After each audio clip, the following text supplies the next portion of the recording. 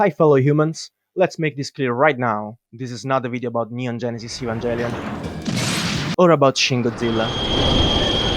This is a video about cute kitties! No, that's just a joke. This is a video about Hideaki Anno. If you don't even know who the guy is, just skip to other garbage content on the platform. In this garbage piece of content, though, we are going to read between the lines of his scripts for both the masterpieces and dive deep down till the central theme, which in my opinion is pretty much the same, and it quite clearly represents the result of a continuous attempt at decoding the nature of the human condition, an attempt that the director has been struggling to bring to a conclusion since 20 or so years. We want to understand the reasoning behind certain ideas in the show.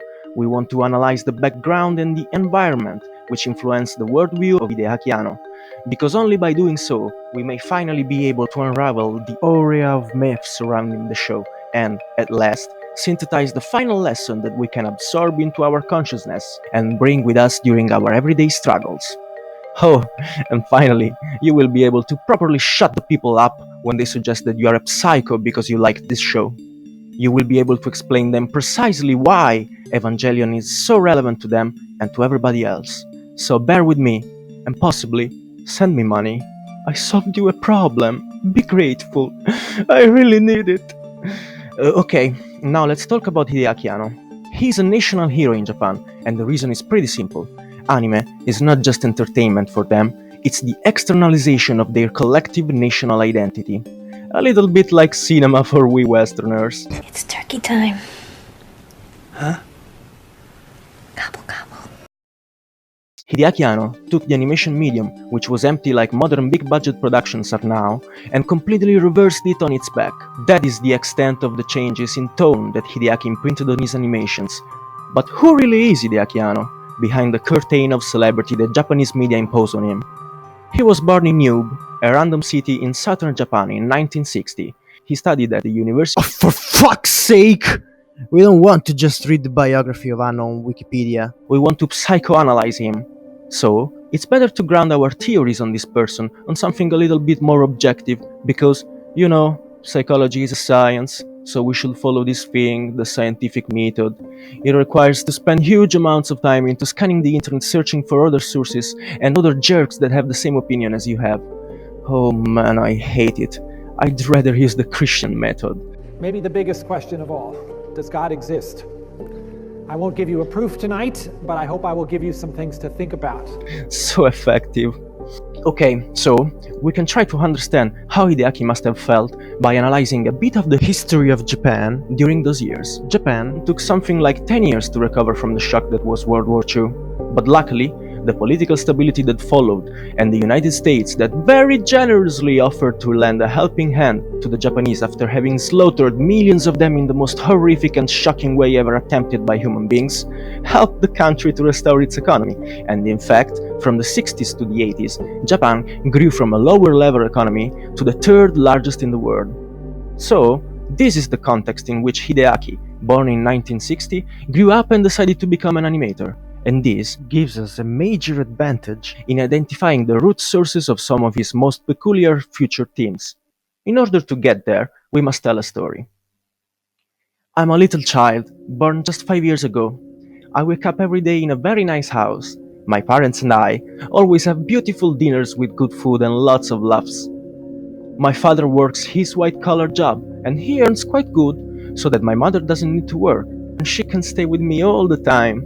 I'm enjoying the peaceful life of the middle class that always comes with economic expansion. I shall be happy, and for sure I'll grow as a strong and psychologically healthy adult.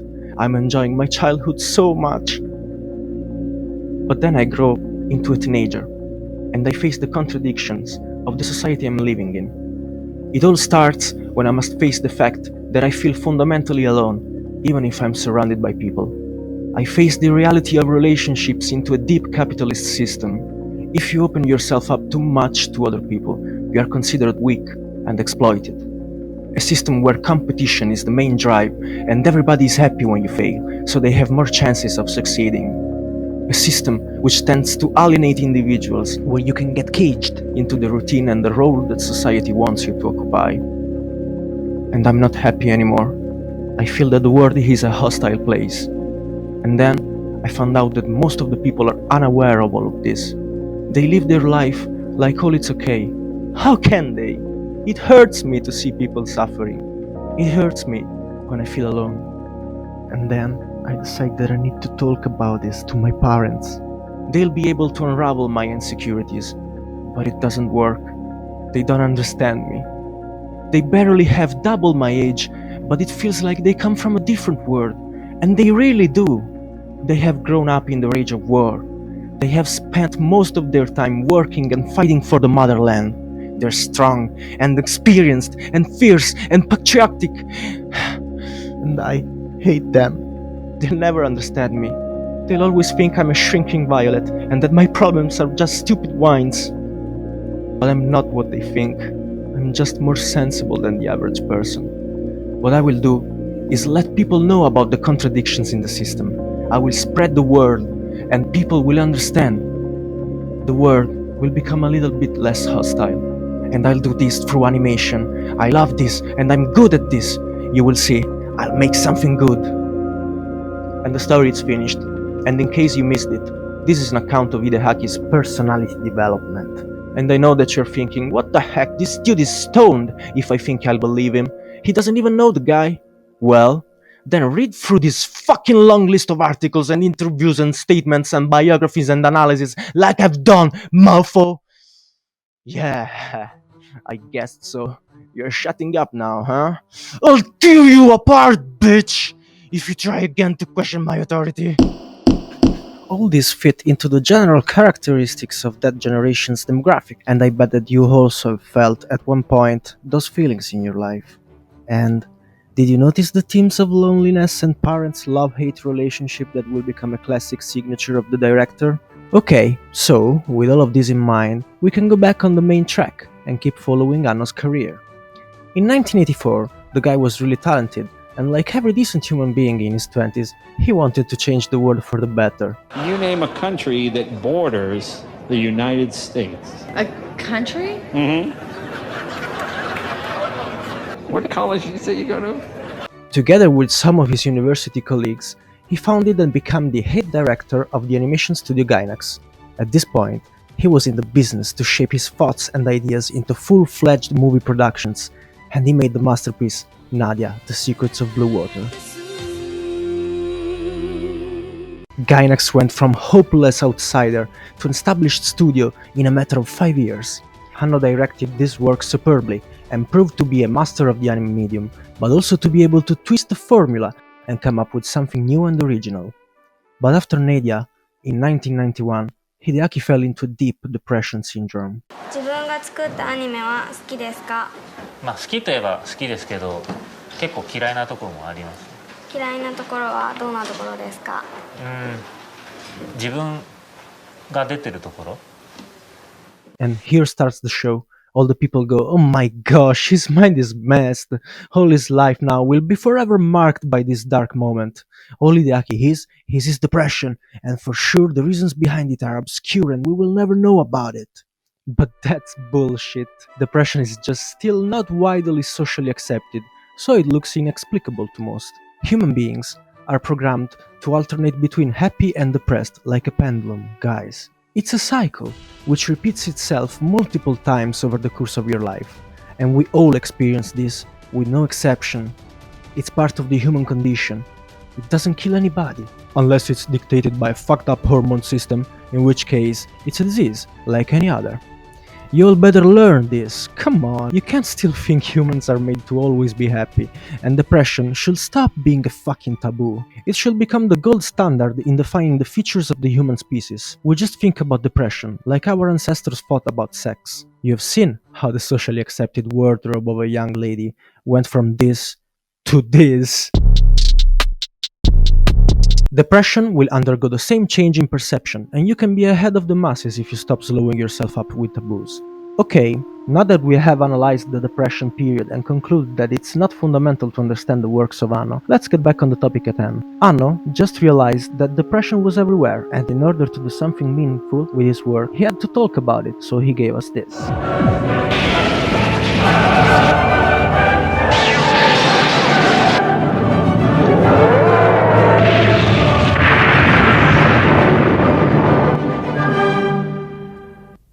As I said, we are not going to focus on the storyline of the show. We want to understand the main theme and how this developed into Anno's mind over the years, and consequently into Anno's later works. As we have previously seen, because of the environment he grew up, Anno was a conscious citizen of the world trying to convey an important message through the communication mediums he mastered at the time. Exactly like the wonderful generations of filmmakers inspiring each other here on YouTube. Well, fuck that ass, boy. Yeah, boy, I'm good at this. Their videos are so really capable of expanding your horizons.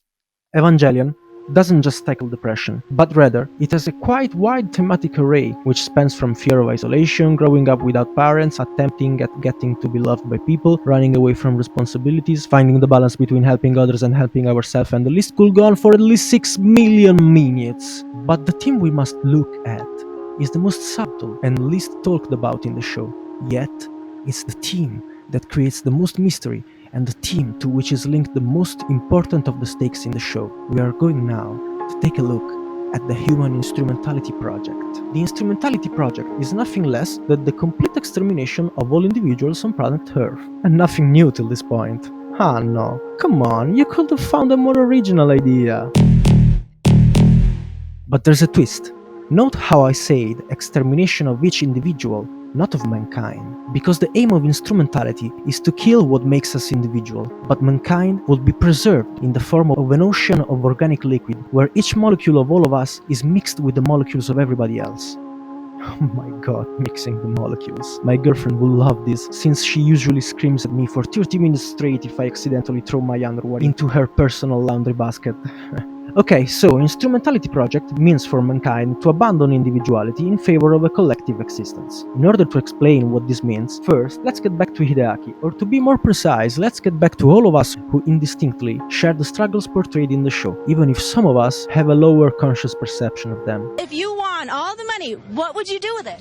Bunch of hookers and cocaine. Oh, okay. At the core of what makes people sad, there's this contrast between being part of the thriving human race and being nonetheless an individual fundamentally alone. We have had, in our early days as a race, an evolutionary pressure towards socially binding behavior, because a human alone in the savannah was a bit like an easy prey.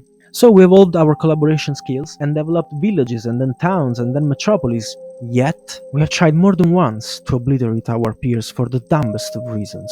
We create rules and arrange our societies in ways that make our relationships a race between us and reduce our own needs to mere pain in the ass that we will gladly trash in the bin in favor of time saving and efficiency. Unfortunately, this is the best way we've found so far to give structure and organization to billions of members of our species. But this system is also the backbone of the deepest of our contrasts. The truth is that we can barely arrange things in a way that all of us can sustain themselves, and we can't even grasp what a good action plan will be to take care of all the components of our society. The truth is that we almost never think about the prosperity of the human race. More than often, we just think for what we are in the end, individuals. But we also have deep down into our souls another driving instinct. We all would love to see human beings win. We all would like to be part of a perfect space colonizer, human empire. We know that if everyone is happy, we will be happier too. It's just that our organizational structure is founded on a certain given level of pain for some of the individuals, and we can't do anything about it. The system has a cost, and the cost of human evolution is individuals suffering. All of us unconsciously experience the guilt of letting some of our fellow human behind, and this is the backbone of the major conflicts into our psyche. Hideaki was the guy who settled to reckon with such reality, and he translated the peak of evolutionary pressure to bind between humans that was caused by the fact that we almost annihilated each other in the Second World War into an audiovisual work. 表現というのは基本的に欠落したものを埋めていく作業だという。それを人に伝えるための努力、自分をまともにしようとする努力、とにかくまともな手段で他人と関われない人たちがちょっとうがったことをしてなんとか自分と他人との間を保っている、それが表現というものだと思います。少なくとも僕はそうですね。So he created the world of Evangelion, a post-apocalyptic world where humans faced potential extinction already twice, a world where the struggles of the inner psychology of humans had an impact on the world as a whole. As a matter of fact, I would say that Evangelion explores both levels of the human condition, as individuals and as a species. Humanity is united as a whole in the fight against the angels, but each individual in the show is battling against the contradictions in their own life. Leaving alone the Kabbalah and the Judaism and all other geek references that Anno imprinted on the show, which are all narrative devices, we can clearly see the underground thought uniting all the show. What's our best move as humanity? Should we continue to follow individualism, as we did till now, and deal with the complex and unjust world that we have created? Or should we start developing a new system based on a more expanded survival instinct, which doesn't apply only to ourselves and to our families, but to mankind as a whole in the attempt to create a more equal world? Should we overturn our current organizational system? Let's get back to Hideaki Anno. What he did was to distinguish the evolutionary pressures and translate them into something understandable by us. Okay, understandable, more or less. The problem is that Anno shed light on the issues, but never really provided a solution. He has searched into himself for years, but still, he didn't come up with a proper ending that is necessary for us to internalize the subject and use it to answer the questions we all ask ourselves each night. What the fuck should I do with my pointless life? Obviously, this is the question, guys. Today, 20-something years after the show ended, Anno has done some experiment with live action and some minor project. Then, he comes out with the highest grossing movie ever in the history of Japan. And most of all, I think that Anno has finally found his answer. He has, after 30 years, told the people what he thinks is the best course of action for the human race. It just happened that this answer was not in an Evangelion work. I'm suggesting that Anno has given us the key to the interpretation of this years-long discussion on humanity in Shin Godzilla. Today we are all, to a certain degree, aware of the fact that if there is a grain of civilization into this world, it's just because of human collaboration mediated by the money incentive. So, we are starting to behave more decently towards each other, and Anno has been perfecting his worldview, adapting it as times go by and our organization method evolve. So, in the movie, each character is just a small clockwork in a big machine, and all are useful, nobody's necessary. Humans can be strong and kill Godzilla only if they collaborate. Think about it, the movie has just two characters, the monster and human collective dealing with him. It's just a collective against an individual. Exactly the question of Evangelion 2, collectivism versus individualism. To find out what's the answer, I'm gonna open the last parenthesis for today and talk about what Godzilla is in this movie. The monster is special because he possesses the ability to evolve in minutes rather than in millennia. This means that his intelligence lies in his ability to quickly adapt and develop the best characteristics that will enable him to survive in the environment he finds himself in. Along this line, we can trace the evolutionary strategy of the monster. He understood that the world is not just sea but also land, so he evolved legs to walk on it in search of resources, then got a grasp that the outside world may be hostile, so he became bigger and bigger. Then he realized that the flies around him, yes, I'm calling human being flies, I know, it's an overstatement, can surely destroy him with weapons, so he evolved incredibly powerful weapons too. In the meanwhile, humans have been using the only good thing they have, collaboration. The protagonist is the protagonist because he's the strongest supporter of human collaboration and collective thinking, and the plan they develop comes from the collective endeavor of multiple individuals and even multiple nations. Of course, Americans are always one step ahead and they immediately find a solution, which takes into account the interests of everybody. And that will mark the end of the human race. Before that happens, using our nuclear wisdom is the only road to salvation for mankind. Don't they? Parenthesis closed. Now, collectivism or individualism? Anno has set up all the key points of the discussion and is ready to provide us with the definitive answer. Because Godzilla, after confronting with humanity, has got to decide what will be his final evolutionary step, and this will be the ending of the story. And what do we see? A multitude of little beings sprouting out of his tail.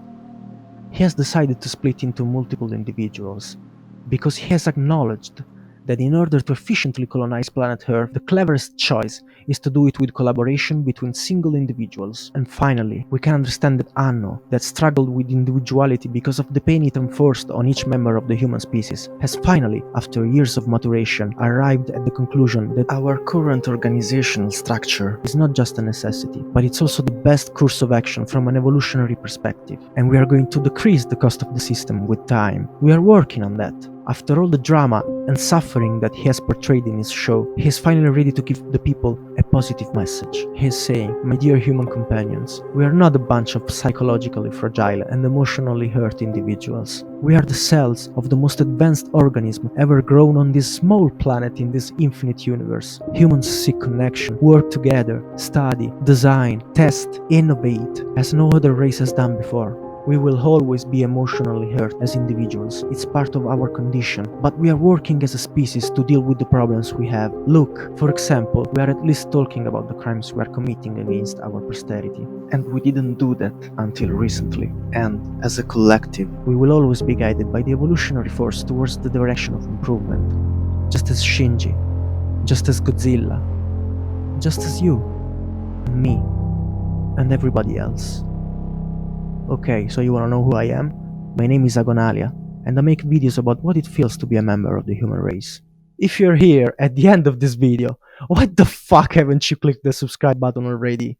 And the following step of clicking the bell too? Because YouTube thinks it's a good idea to split the will of the viewer into two parts. The "I like you" part and the "but I don't wanna see you ever again" part. This is Google putting you face to face with your hypocrisy. Love it. Bye. See ya. Ciao.